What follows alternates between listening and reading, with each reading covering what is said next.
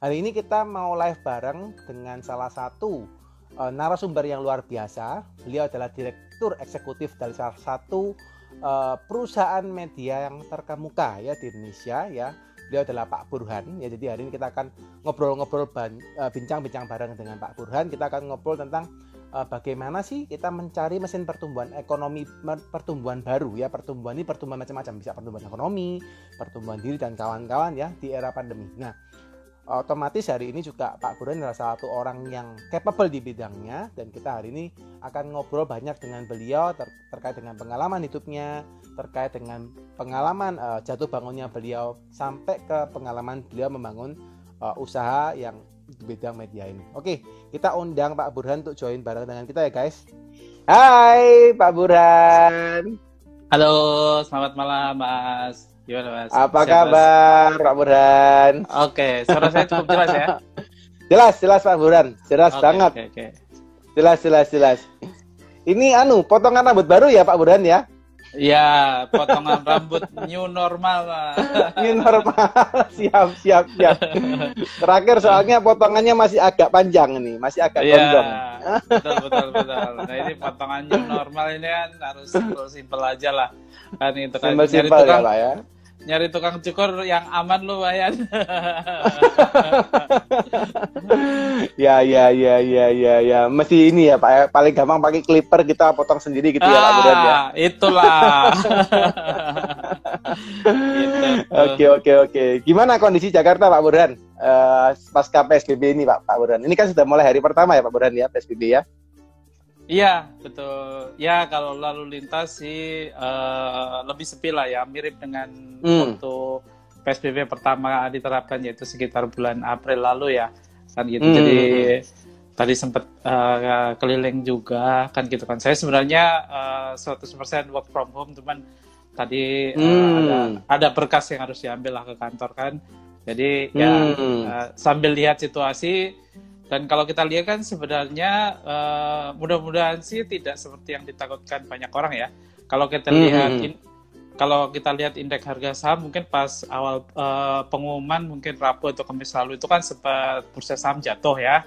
Nah, tapi sebenarnya itu kalau menurut saya sih itu bukan sekadar karena ketakutan orang terhadap PSBB, tapi itu lebih ke aksi profit taking kan, karena mereka sebelumnya kan udah beli di bawah tuh pada bulan Maret, terus kemudian harga udah naik, terus saatnya jual. Tapi kebetulan memang sama berbarengan dengan PSBB, jadi memang terkesan bahwa itu adalah dampak dari PSBB. Dan kalau kita lihat indeks bursa saham hari ini itu kan udah cukup baik gitu kan, saham-saham blue chip itu udah meroket lagi lah kan gitu. Udah mulai meroket lagi, benar. Udah susah dapat harga murah Mas. Gitu. Ingetin yang awal-awal PSBB itu ya Pak ya, turunnya anjoknya, aduh ngeri banget itu. Nah, itu harusnya sampai harganya balik 5 tahun yang lalu tuh. Harusnya saatnya borong. Kalau ada uang. Iya, benar. Sekarang sudah back to normal. Harganya agak lumayan normal lah. Agak lumayan normal. Jadi mudah-mudahan tidak seperti yang ditakutkan, tapi mungkin secara kesehatan bisa lebih terukur lah ya. Kalau kemarin kan memang kekhawatirannya jumlah bed atau tempat tidur di rumah sakit itu kalau tidak ada PSBB kan itu akan penuh pada tanggal 15 September. ICU akan penuh tanggal 17 September. Jadi besok tuh harusnya penuh tuh. Nah, ya moga-moga enggak Pak. Iya, mudah-mudahan enggak. Nah, mungkin kan banyak yang menyarankan gini, udah tambah aja rumah sakit pakai peti kemas dan segala macam. Nah, benar. Tapi tidak semudah itu Ferguson, kan gitu. Jadi kalau bangun rumah sakitnya itu gampang. Tapi yang susah itu adalah penyediaan tenaga kesehatannya. Ngambil dari mana? Semua ini dokter udah pusing. Bener Pak, bener. Gitu. Bener, itu kemarin aja banyak yang buka lowongan kerja rumah sakit Pak. Dokter, perawat, dan kawan-kawan. Cuma teman-teman kami yang juga bergerak di bidang kedokteran ngomong, nggak banyak juga yang melamar, ataupun banyak yang melamar pun juga belum tentu berkualitas ya Pak ya. Ini kan yang agak susah. Betul. Iya. Memang agak repotnya ini ya. Oke, ini kita sebelum ngobrol-ngobrol lebih panas nih Pak terkait dengan COVID dan sekitarnya gitu ya Pak Burhan ya. Silakan, dari kacamata Pak Burhan selaku ini ya media ya, profesional yang bergerak di media ya. Nah mungkin teman-teman juga yang hari ini lihat EG Live hari ini juga pengen tahu nih Pak. Nah siapa sih Pak Burhan ini Pak? Latar belakangnya gimana sampai bisa sesukses ini gitu? Cerita jatuh bangunnya gimana tuh Pak Burhan? Nah ini mungkin teman-teman juga perlu tahu nih Pak Burhan. Oke, saya jelaskan singkat aja. Saya ini kan sebenarnya dulu kuliahnya itu di pertanian. Iya, saya kuliah di Bogor, ngapalin dan jurusan yang lebih inilah unik lagi yaitu sama penyakit tumbuhan. Jadi saya hafal tuh misalnya uratnya capung itu gambarnya kayak apa gitu kita hafal. Terus kalau ulat ini gambarnya kayak apa, titik hitamnya ada di mana kita hafal. Nah, tapi kan memang situasi kan gini, kalau di salah satu kelebihan di IPB itu kan kita sebenarnya diajarin oleh Pak Andi Hakim Nasution, profesor dan rektor waktu itu adalah yang penting itu adalah sebenarnya critical thinking-nya. Nah, jadi karena itulah saya kemudian terjun di dunia wartawan, menjadi petani kata-kata. Oh, siap. Saya tetap petani. Dari petani kata-kata sekarang, Pak ya. Betul. Siap. Gitu. Jadi, siap. Terus kebetulan memang selama menjadi wartawan itu salah satu interest saya itu kan di dunia teknologi informasi, kemudian juga perkembangan terbaru lah, misalnya kayak .com, startup, dan segala macam kayak gitu. Dan belakangan saya juga lebih tertarik di dunia marketing, manajemen.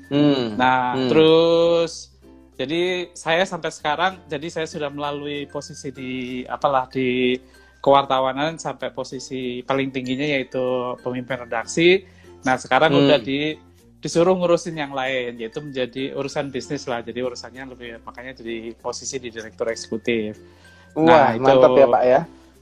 Alhamdulillah. Nah, jadi terus ya memang passion saya ada di dunia startup, kemudian teknologi informasi, kemudian juga marketing dan manajemen. Nah, itu juga kemudian iseng-iseng lah saya jadi pembisik misalnya saudara-saudara saya atau adik saya untuk bikin bisnis kuliner lah, UKM di Jogja itu. Namanya ada ayam geprek namanya Hara Chicken, sekarang cabangnya udah 18, kemudian juga ada minuman kekinian cabangnya sekitar 8 atau 7 lah. Jadi totalnya udah lebih dari 25 cabang dalam waktu 4 tahun. Tapi saya cuman pembisik aja. Jadi sehari-harinya memang saya ada di masih di tempo.co. Jadi tempo.co ya Pak ya. Betul, gitu Mas Dedi. Siap. Mantap ya Pak ya ini ya Pak ya. Dari kalau saya baca biografinya Bapak kan kurang lebih 26 tahun ya Pak ya sebagai profesional di Tempo sampai akhirnya menduduki posisi yang paling top ya Pak ya di Tempo ya Pak ya. Ya alhamdulillah. Mantap. Dan ini pun masih jadi pembisik adik-adiknya saudaranya ya Pak ya. Luar biasa. Karena kita di ujung-ujung tahun-tahun belakangan ini passion saya kan lebih bagaimana membantu teman-teman UKM lah ya untuk mengembangkan bisnisnya, baik bisnis yang tadi ada kaitannya dengan saya maupun yang tidak ada kaitannya dengan saya. Misalnya saya berbagi di grup Facebook namanya Scale Up UKM itu ya setiap hari mungkin seminggu 3-4 kali posting artikel. Ya ininya grupnya itu anggotanya di atas 4.500 lah, jadi gitu. Jadi memang passionnya adalah berbagi terhadap sesama ya. Ya kebetulan saya punyanya mungkin sedikit ilmu tentang manajemen, sedikit ilmu tentang marketing, startup kita. Nah itu yang kita bagikan, gitu Mas Dedi. Menarik. Nah Pak Burhan, kalau melihat dari matanya Pak Burhan selaku industri media ya Pak ya di tempo.co ya Pak ya, pandangan Pak Burhan terhadap bisnis di Indonesia itu seperti apa sih Pak? Ya, bisnis Indonesia ini kan punya potensi yang sangat besar ya. Kalau kita lihat jumlah penduduknya aja 270 juta, jadi cukup besar setelah Cina, India, Amerika. Nah kan baru Indonesia kan itu. Jadi potensi di dalamnya tentu saja ini kan 270 juta orang ini kan butuh makan, butuh punya pakaian, butuh punya interest masing-masing. Jadi di situ bisnisnya pasti akan potensinya cukup besar lah. Karena itulah juga kita melihat perusahaan-perusahaan internasional itu berlomba-lomba untuk masuk ke Indonesia kan gitu. Kalau kita lihat misalnya startup dari Singapura lah kan gitu kan. Kalau dia cuman ada di Singapura, berapa sih penduduk Singapura? Itu kan cuma 45 juta aja kan. Benar. Itu cuman setara dengan satu Surabaya atau satu Jakarta ya, Pak ya. Satu Surabaya lah, Jakarta aja udah 8 juta. Kan benar.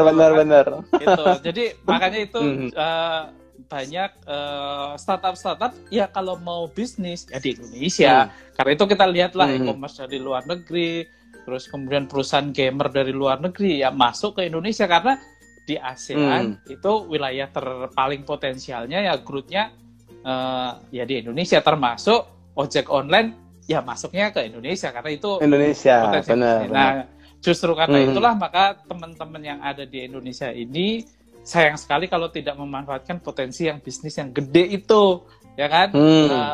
Jangan cuman para pemain asing aja yang menikmati kuenya, tapi kita juga harus sama-sama mengembangkan bisnis kita sehingga kemampuannya itu istilahnya duitnya itu ya untuk bayar pajak Indonesia, untuk bayarin karyawan Indonesia. Jadi multiplier efeknya itu cukup tinggi gitu Mas. Jadi ya. Kalau Bapak ngomong potensinya besar Pak, apa salah satu yang tadi kan Pak Burhan sempat bisikin juga tuh ke saudaranya ya, buka bisnis kuliner gitu ya Pak ya. Nah ini menarik diulik nih Pak. Apa mungkin memang dari kacamatanya Pak Burhan ini bisnis kuliner juga masih besar ya Pak potensinya Pak? Ya, artinya kan setiap penduduk Indonesia ini kan butuh makan. Nah, itu kan jadi nanti bisa di breakdown lebih jauh ya. Saya nggak usah analisis bisnisnya adik saya lah. Saya analisis yang umum misalnya gini. Sekarang konsumsi daging sapi terutama ya. Konsumsi daging sapi di Indonesia itu rata-rata hanya per kapita ya. Per kapita itu artinya rata-rata setahun dibagi seluruh penduduk Indonesia itu cuma 2 kilo per 2 kilo. Orang. 2 kilo per orang per tahun kan gitu kan. Sementara orang-orang kayak Jerman, Amerika itu rata-rata udah di atas 60 kilo per orang per tahun kan gitu kan. Dan ini pun kita lihat growth-nya kan juga tumbuh kan gitu. Kalau dulu oke lah daging cuma dimasak apalah kita taunya cuma kenal rendang misalnya kan kayak gitu kan. Atau sopiga atau tapi sekarang kan masakan berkembang menjadi wagyu inilah, daging saikoro lah, yang ini di hot plate lah dan segala macam kayak gitu. Jadi itu kan pasti kalau istilahnya gini, kalau kita berani terjun di bisnis daging itu, sebenarnya itu insya Allah kan pertumbuhannya tinggi kan gitu kan. Ke depan pasti akan sangat tumbuh. Nah, tinggal memang nanti kompetisinya gitu Mas. Jadi Jadi memang karena dari pendapatan dari potensi konsumsi per kapitanya Pak ya masih rendah, betul. Masih rendah sekali ya. Misalnya kopi juga sama kan gitu. Kalau kita lihat konsumsi kopi per kapita di negara-negara Eropa misalnya kayak Norwegia, Finlandia itu rata-rata udah 12 kilo per orang per tahun. Nah kita ini juga sama, baru sekitar 2 kilo per 3 kan. Mungkin di Indonesia sekarang banyak yang produksi kopi tapi masih banyak yang minum teh kan gitu, nggak semua minum kopi kan gitu. Nah terus kemudian datanglah kopi ke tren kopi kekinian, es kopi susu dan segala macam, jadi boom. Nah orang-orang yang tadinya nggak minum kopi, wah tertarik nih minum kopi, yuk ngopi yuk kan gitu kan. Gitu. Jadi sebuah lifestyle ya Pak kerja Pak ya. Ya betul. Nah, kalau gitu kira-kira selain kuliner gitu menurut Pak Burhan apa sih Pak bisnisnya bakal berkembang di tahun 2021 ke depan mungkin Pak? Ya banyak ya tentu hampir semua beberapa sektor penting pasti akan banyak berkembang. Misalnya contohnya yang jelas-jelas yang sekarang banyak rame diperebutkan kuenya itu adalah sektor pendidikan, ya kan? Pendidikan. Ya, misalnya ini salah satu contoh. Tentu banyak sektor yang lainnya kan. Oke, saya sektor pendidikan. Sekarang mari kita lihat konglomerat mana yang tidak punya universitas? Nah, benar, ya, betul kan? Benar, Semua benar, Pak, benar. Karena kan Benar. gini, ini kan terjadi pertumbuhan di kelas menengah di Indonesia kan gitu ya. Yang tadinya kelas menengahnya itu porsinya kecil menjadi gede. Nah, porsi kecil dan gede itu kan kemudian mereka butuh sekolah, SD, SMP, SMA, perguruan tinggi, dan sekarang kita nyari perguruan tinggi negeri pun persaingannya juga udah cukup ketat. Maka lahirlah perguruan tinggi swasta dari konglomerat A, konglomerat B, konglomerat C. Di Surabaya juga banyak kan gitu, Jakarta banyak, Semarang banyak. Jadi itu contoh pendidikan. Terus kemudian muncul startup pendidikan. Nah, ya kan, kita sudah lihat startup pendidikan yang mungkin tinggal dicolek dikit lagi dia akan menjadi unicorn kan. Ada beberapa nama lah, misalnya kalau boleh saya sebut, minimal saya nyebutnya tidak satu nama lah ya. Misalnya ada Ruang Guru, ada Zenius, ada Quipler dan segala macam lah, banyak lah kan. Jadi itu sektor pendidikan lah kan, itu pasti akan tumbuh kan gitu kan. Tadi kalau kuliner udah jelas insya Allah tumbuh, pendidikan juga tumbuh. Ada banyak lagi, misalnya ya sektor yang lainnya, misalnya apakah kesehatan kan itu juga akan tumbuh kan gitu. Kemudian juga sektor yang berkaitan dengan apa ya, energi terbarukan atau listrik yang ramah misalnya semacam itu, nanti ke depan juga insya Allah juga akan tumbuh kan gitu. Seperti itu Mas Dedi. Nice. Ya. Pak, ngomong-ngomong dikit soal tadi Bapak sempat sebutkan di Ruang Guru ya Pak ya, sektor pendidikannya.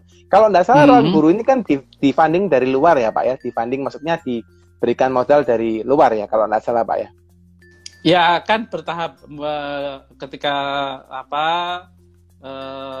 level itu fundingnya misalnya state A, state B, state dan segala macam itu kan bertahap lah. Memang sebagian ada dari luar, sebagian dari dalam negeri gitu. Kan gitu. Dan sama sih misalnya kayak Zenius itu juga salah satu yang cukup kenceng juga kan gitu kan.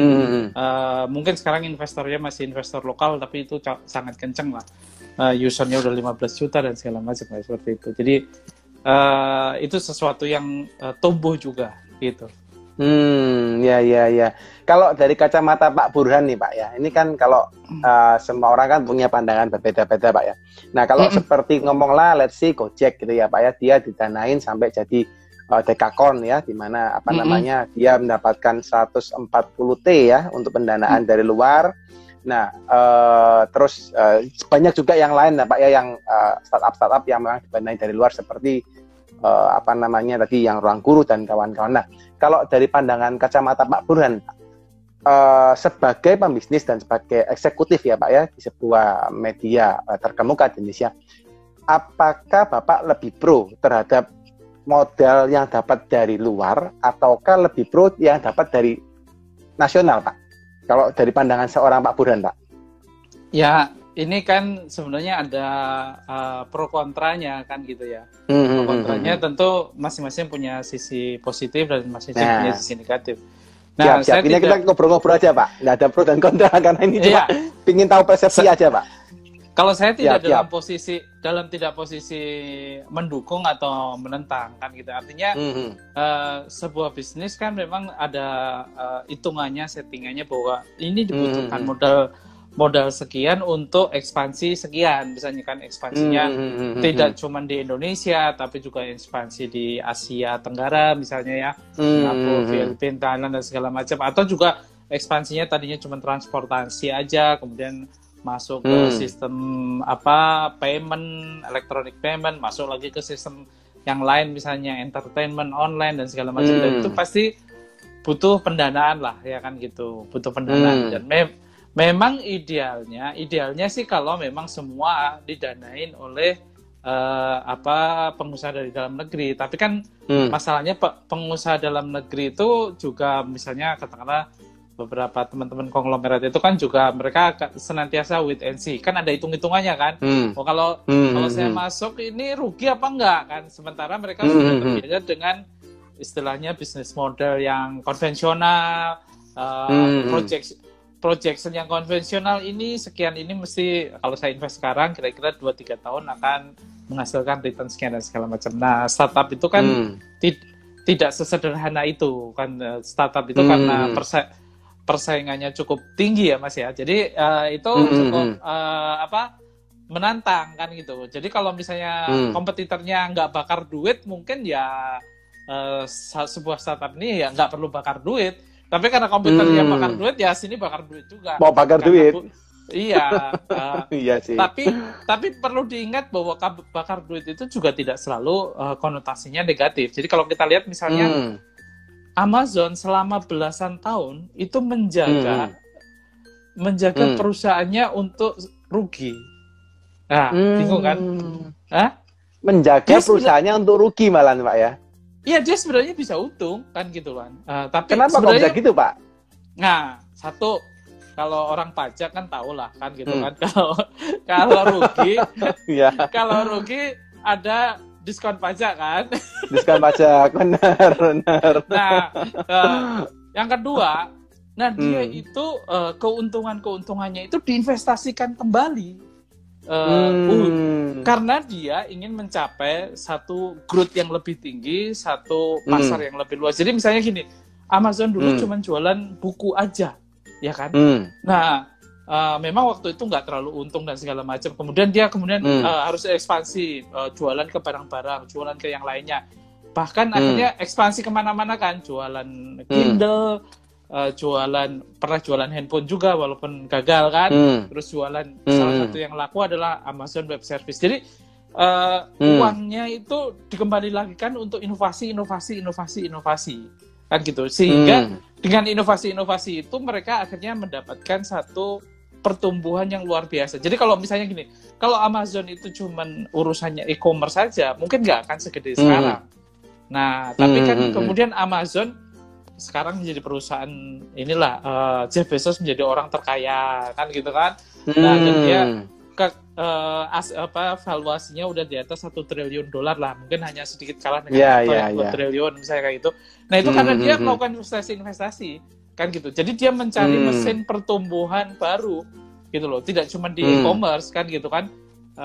Di e-commerce dia sudah tahu bahwa dia nggak bisa dikalahkan di Amerika kan, bahkan even sama Wall Street, sama apalah yang pesaing-pesaing di sana lah, misalnya Target atau yang lainnya segala macam. Tapi dia misalnya masuk sesuatu yang tidak bisa disentuh, ada misalnya Amazon Web Service, atau ini kan sewa server ya, yang mungkin yang dulu kita juga tidak duga kenapa sih Amazon mesti masuk ke sini kan gitu kan. Dan ternyata sekarang dia menjadi raja di situ, di Amazon Web Service. Bahkan Google yang datang belakangan dengan Google Cloud Service masih kalah. Alibaba datang belakangan ngikut-ngikut kan, model bisnisnya ngikut kan gitu. Jadi ketika dia sudah ada di situ, kuat di e-commerce, maka dia kemudian duit profitnya itu diinvestasikan balik untuk mengejar pertumbuhan baru di sektor-sektor yang lain yang tidak terlalu jauh, tapi dia masih inline. Karena dia kan setiap bulan November, Desember itu kan selalu servernya, trafficnya tinggi lah, spike gitu kan. Nah, dia udah terlanjur beli server-server banyak, tapi begitu Januari, Februari itu nggak ada Natal, nggak ada holiday dan segala macam kan, penjualan turun kan. Nah, terus kosong. Ini server kosong ngapain kan gitu kan. Itu kemudian bikin divisi Amazon Web Service, disewakan, dan ternyata ini sangat profitable kan gitu. Kalau misalnya kalau e-commerce tadi masih ada bakar-bakar duit, ini dari sejak awal itu udah profitable kan gitu. Itu. Jadi memang karena kompetitornya nggak ada, Pak ya. Kompetitornya minim banget ya, Pak, soalnya, Pak ya. Ya, waktu dia masuk itu adalah dia first mover kan gitu kan. Jadi termasuk lembaga atau perusahaan yang pertama masuk di situ dalam skala dunia lah. Misalnya sekarang ya perusahaan-perusahaan Indonesia juga pakai Amazon walaupun servernya sebagian ada di Singapura misalnya kayak gitu. Bahkan mereka lebih percaya pada Amazon ketimbang misalnya perusahaan dalam negeri karena banyak pertimbangan lah.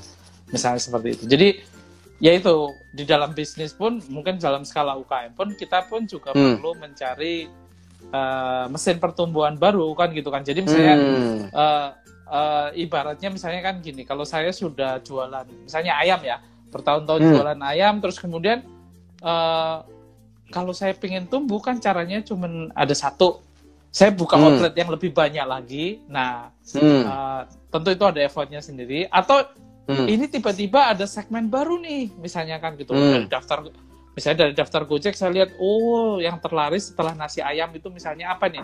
Masih berkaitan dengan ayam juga. Kita belum pindah ke martabak atau yang lainnya, misalnya. Ini yang laris itu adalah penjualan model masakan-masakan Jepang. Ya, kan ya yang berbasis ayam misalnya kan seperti itu. Ya udah saya bikin misalnya varian Jepang kan gitu kan. Nah, itu jadi kan ketemu mesin pertumbuhan baru kan gitu. Seperti itu. Atau salah seorang teman saya lah ya, dia founder minuman kekinian lah, saya tidak perlu sebut namanya, cabangnya udah 100-an. Ya, terus kemudian dia pengen, saya ingin basket size-nya. Jadi supaya pembeli itu datang nggak cuma beli minuman doang ini. Kalau itu kan, waduh, ini basket size-nya berapa? Cuma 10 atau 15.000 misalnya kayak gitu. Saya ingin nambah ini supaya setiap customer yang datang itu belinya nambah. Beli selain beli minuman, beli makanannya. Nah, kemudian dia kolaborasi dengan salah satu brand bakso aci. Nah, ini minuman kekinian bakso aci. Ya udah, ini punya cabang 80, ini punya cabang 100. Nah, kalau dia misalnya harus buka 80 cabang kan kesulitan. Kenapa nggak kolaborasi aja? Saya jualin minuman saya masuk ke sini, ini bakso masuk ke sini. Nah, contohnya seperti itu. Ini contoh yang kolaborasi. Jadi kalau kita ingin tumbuh kan tadi kan bisa organik tadi. Ya udah kita bikin cabang sendiri.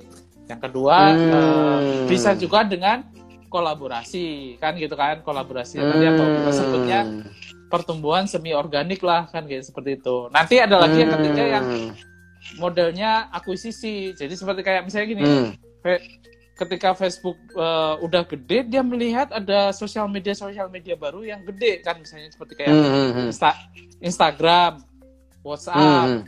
Nah udahlah saya beli aja kan gitu kan, daripada saya susah-susah kembali. Nah yang beli-beli ini ya ini disebut anorganik kan gitu kan. Kalau tadi jadi ada 3 pertumbuhan organik, semi organik sama anorganik. Kalau yang tinggal beli-beli aja ya seperti Facebook beli Instagram, WhatsApp, atau misalnya Google pun beli kan sama. Google beli Android, Google beli YouTube. Nah, itu kan dia beli-beli. Tapi ada yang dia kembangin sendiri kan, misalnya kayak Gmail-nya itu kan dia bikin sendiri kan gitu. Jadi kalau kayak perusahaan gede itu ada yang pertumbuhannya pakai organik atau pertumbuhannya pakai anorganik kan gitu. Nah sekarang yang lagi heboh hari ini adalah apa? TikTok dibeli oleh siapa, Mas? Tahu nggak? TikTok udah dibeli, Pak ya? Sudah kan, karena Trump mewajibkan. Iya, karena Trump mewajibkan. Ya. Kalau TikTok di Amerika nggak dijual ke perusahaan Amerika, maka TikTok akan nggak masuk ya? Iya. Nah, kan ada dua perusahaan yang sedang bidding. Satu Microsoft, satu lagi Oracle.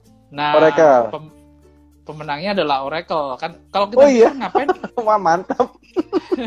Kalau kita pikir ngapain Oracle, perusahaan yang biasanya ngurusin perusahaan-perusahaan gede lah ya, korporat, sistem apa segala macam. Ini ngurusin hal sosial media yang personal, joget-joget. Iya. Gitu, Mas. Mantap. Ya kelihatannya mau goyang nih, Pak, dari ranah bisnisnya yang awal, Pak. Kan siapa? Dia udah terlalu gede kan, Oracle-nya. Ya, dia itu tadi sebenarnya dia mencari mesin pertumbuhan baru. Dulu kan Oracle aja udah gede kan gitu. Oracle lawannya sama SAP atau SAP lah ya. Iya. Tapi terus kemudian Oracle kan mengakuisisi software-software di bawahnya seperti kayak Salesforce lah, apalah kayak gitu kan. Jadi dia juga untuk pasar korporat emang dia rajanya kan gitu. Rajanya, benar. Nah, 1-2 lah Pak, dia sama SAP ya. Iya, betul kan gitu. Jadi ini kalau SAP kan dari Eropa, ini dari Amerika kan. Benar.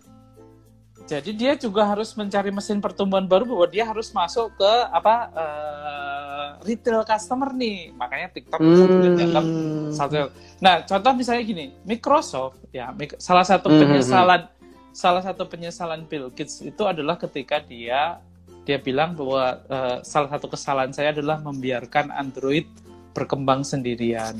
Itu padahal Benar. waktu itu kan para petingginya Microsoft itu udah mengatakan ayo cepetan masuk ke handphone, masukkan ke, tapi masuknya telat kan. Windows Phone itu datangnya telat, akhirnya kalah kan.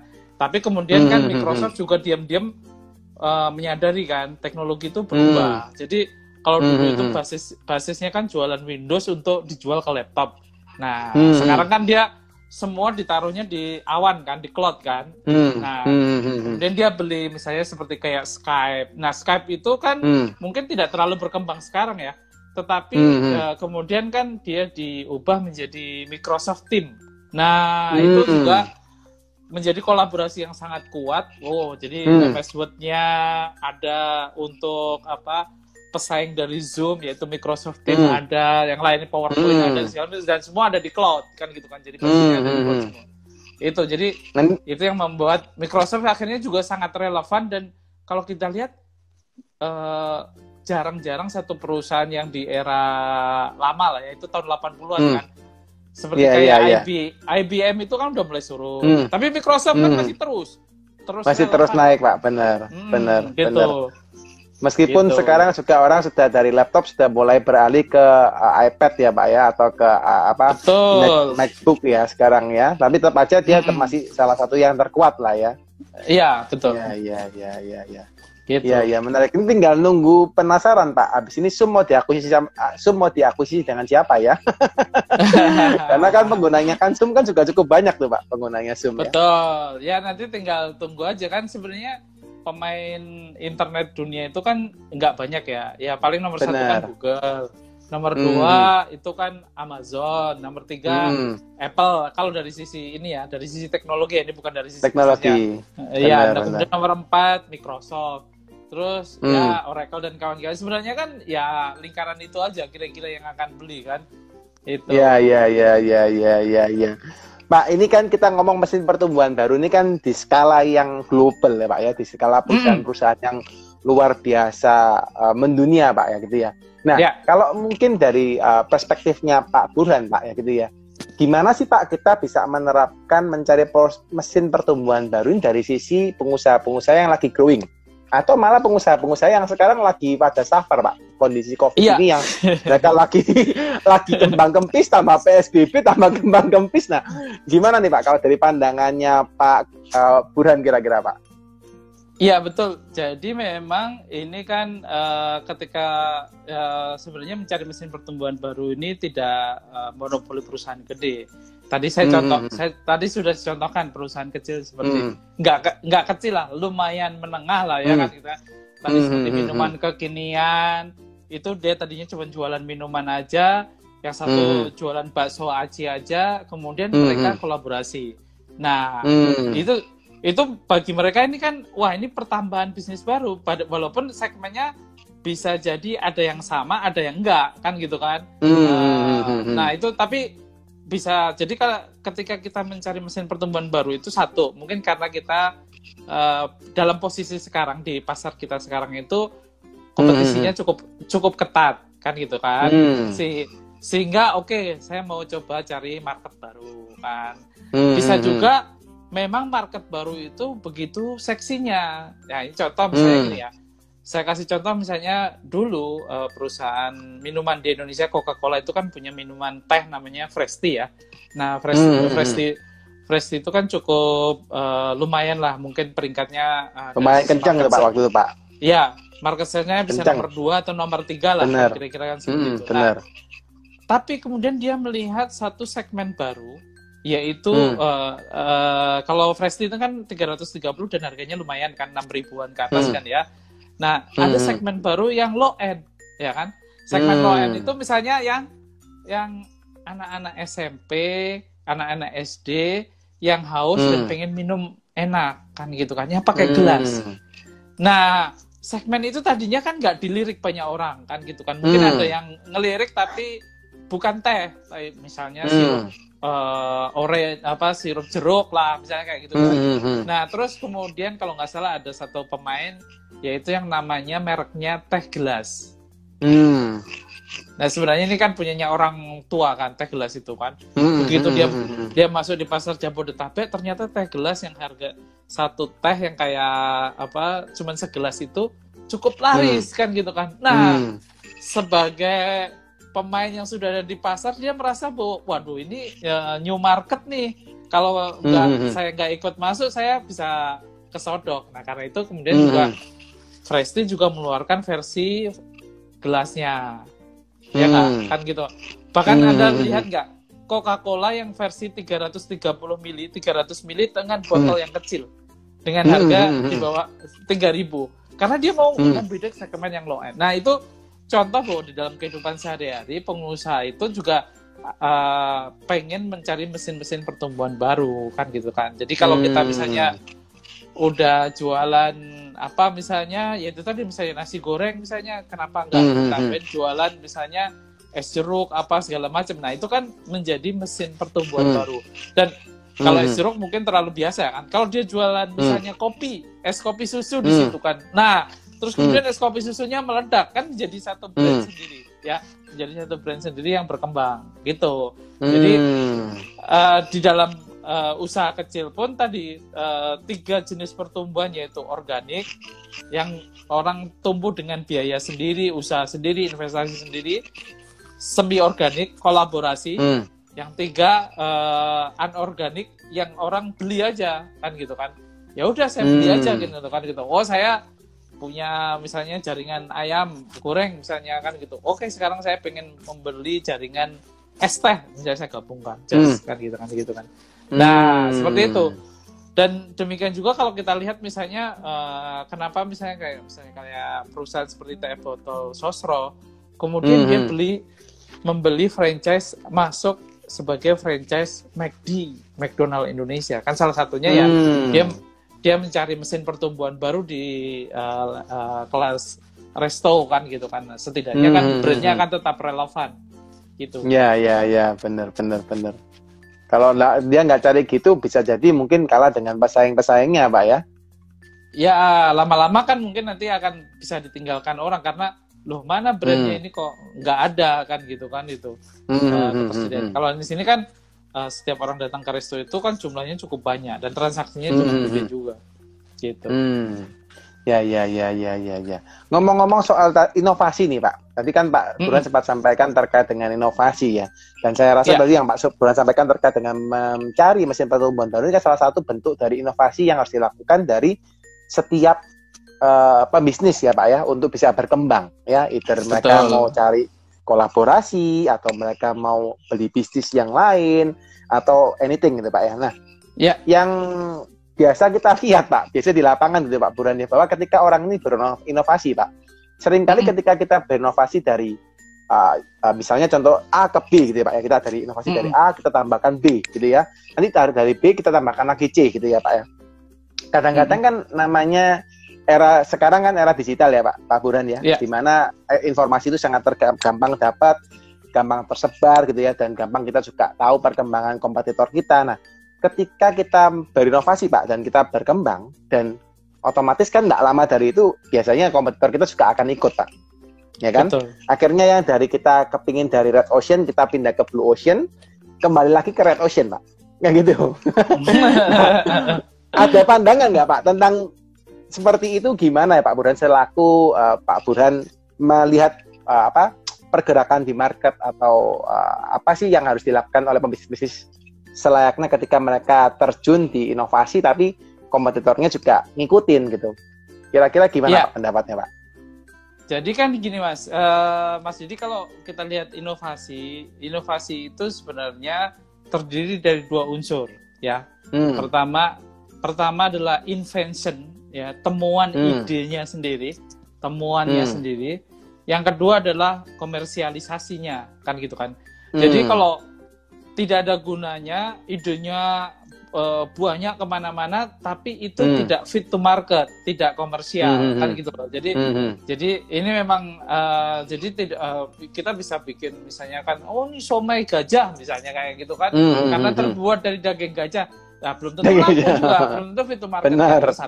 Benar. Jadi yang pertama bahwa ini innovation harus diingat bahwa terdiri dari 2 unsur, yaitu invention sama commercialization. Nah, Kalau ini pun sudah tercapai, katakanlah kemudian inovasinya itu mendatangkan uang, mendatangkan bisnis baru, mendatangkan mesin pertumbuhan baru ya kan gitu kan. Nah, terus kemudian yang perlu diingat bahwa sekarang ini kan memang kompetisinya itu ketat kan ya, hyper competition lah kan gitu kan. Orang boleh meniru dan segala macam dengan cepat meniru. Nah, jadi yang harus dilakukan adalah bagaimana agar inovasinya itu tidak segera ditiru, maka mengamankan inovasinya itu dengan masuk market ke secara lebih luas, lebih masif. Nah, itulah sebabnya kalau itu kita lihat sebabnya ada banyak orang melakukan cara itu dengan dua cara, yaitu misalnya dengan membuka kemitraan atau franchise, kan gitu kan. Atau yang satu, ya dia dengan modal sendiri, dia bikin cabang sebanyak-banyaknya. Karena apa? Ya ini cerita salah satu teman saya lah ya, kan teman saya. Ketika dia mendirikan bisnis minuman kekinian, mungkin minuman kekinian itu di mana-mana banyak kan. Tapi mungkin dia berhasil mengembangkan artinya selain produk, rasa dan segala macam itu, tapi brandnya memang dibangun dengan serius kan gitu. Lama-lama brandnya itu melekat di kalangan marketnya, itu misalnya anak-anak milenial kan gitu kan.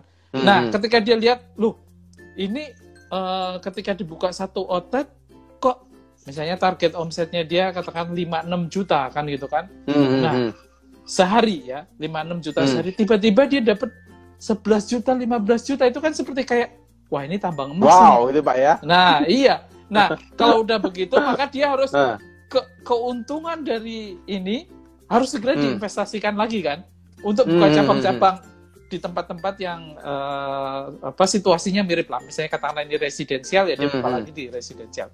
Nah, ketika ini duitnya nggak cukup, maka dia buka kemitraan. Sehingga ini kayak memagari, ya kan? Jadi kalau Anda sudah menemukan satu bisnis yang fit to market, maka segera harus penetrasi pasarnya memang harus cepat sekarang kan itu. Kalau enggak ya akan ditiru oleh orang-orang yang bermodal gede kan. Ah udah tiru aja ini sih kan saya modal gede kan gitu kan.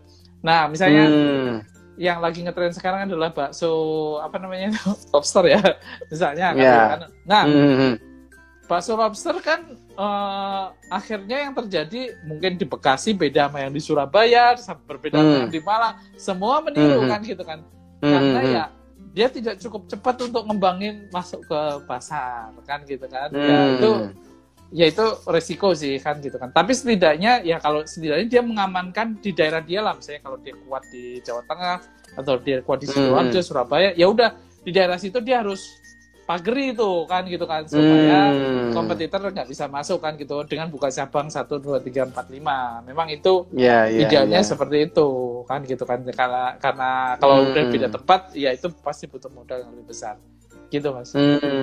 Jadi kurang lebih yang Bapak sampaikan tadi, bagaimana si orang yang punya inovasi tadi ini segera memperbesar jangkauannya Pak ya, sehingga orang-orang tahu ya istilahnya, ternyata misalnya ngomonglah si bakso lobster ini misalnya contohlah yang aslinya yang buat adalah orang ini gitu, padahal yang punya bakso lobster banyak tapi mindsetnya ingetnya cuma sama yang itu gitu Pak ya. Betul. Mungkin yang Pak Burhan maksud seperti itu ya Pak ya. Iya. Menarik.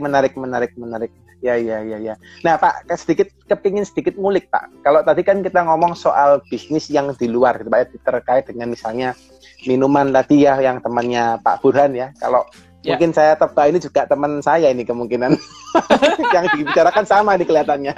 Cuma kita nggak sebut brand ya Pak ya. Kita hari ini nggak sebut brand ya Pak ya. Kita semua teman.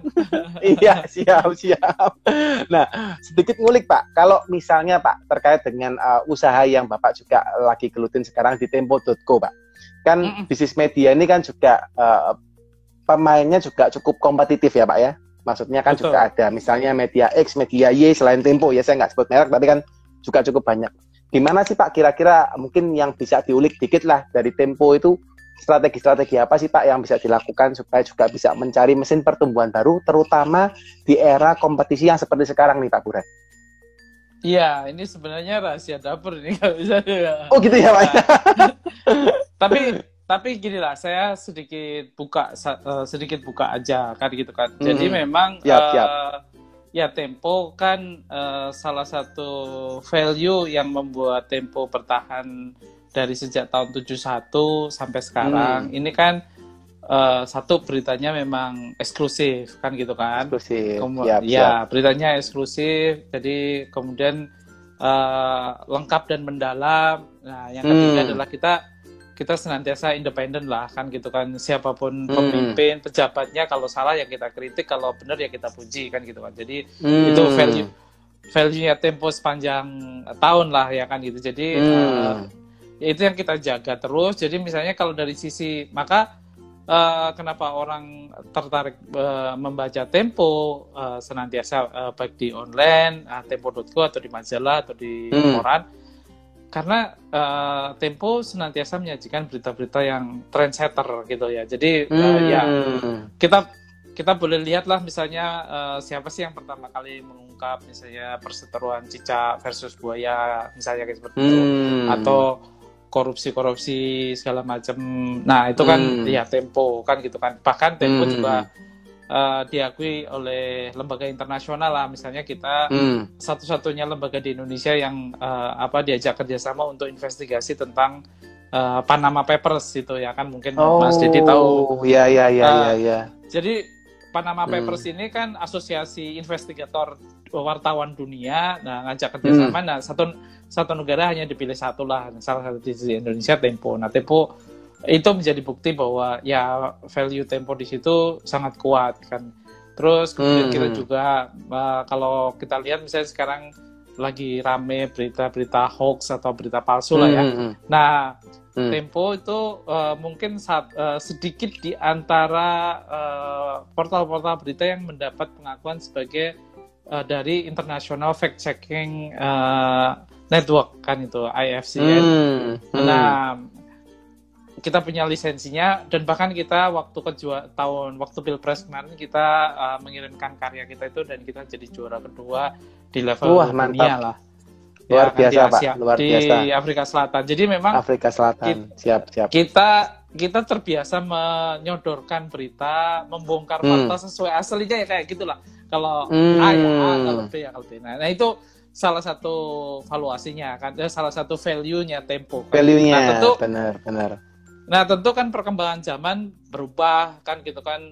Sekarang arus informasi cepatlah, kompetisi kita tidak cuma dengan media biasa, kompetisi kita juga dengan mesin pencari, dengan dunia sosial media dan segala macam. Nah tentu itu menjadi satu tantangan baru. Nah kita juga mencari mesin-mesin pertumbuhan baru. Contohnya gini, misalnya di era pandemi ini kan, misalnya ketika semua beralih ke online. Nah, Tempo.co mungkin salah satu portal yang cukup kenceng di mengadakan live streaming. Jadi dalam satu minggu itu kita bisa 3-5 kali live streaming. Kemudian juga para pemasang iklan kita ajak sama-sama. Padahal Tempo.co kan tadinya bukan kompetensi seperti kayak TV lah. Kalau TV kan udah jelas ya kan gitu kan.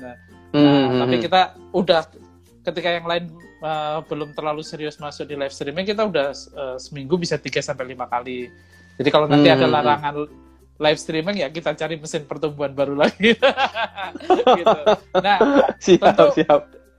Di samping itu kita juga sedang menyiapkan mesin-mesin pertumbuhan baru yang tidak bisa kita ungkapkan, tapi kita bergeraklah. Kita bisa berkaca dari media-media internasional ya. Seperti kalau kita lihat Mas Dedi mungkin mengamati bagaimana media seperti kayak New York Times, Washington Post, The Guardian itu di sana itu di era yang seperti sekarang itu pertumbuhan bisnisnya itu cukup naik kan gitu kan. Salah satunya dari sisi pelanggan kan gitu kan. Nah itu juga kita sedang lakukan kan gitu. Jadi itu salah satu mesin pertumbuhan baru. Tentu kita juga punya divisi-divisi barulah, misalnya Tempo.co itu punya anak usaha, misalnya yaitu Rombak Pola Pikir. Di Rombak Pola Pikir ini ada beberapa channel sosial media, salah satunya Kok Bisa.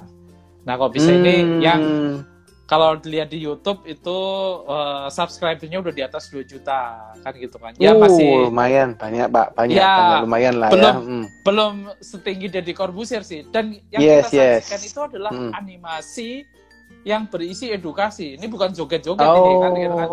Jadi animasi namanya kok bisa, nanti teman-teman bisa browsing aja kan seperti itu. Jadi itu follow ya teman-teman ya, kok bisa gitu ya. Kok bisa biasa gitu ya Pak Burhan ya?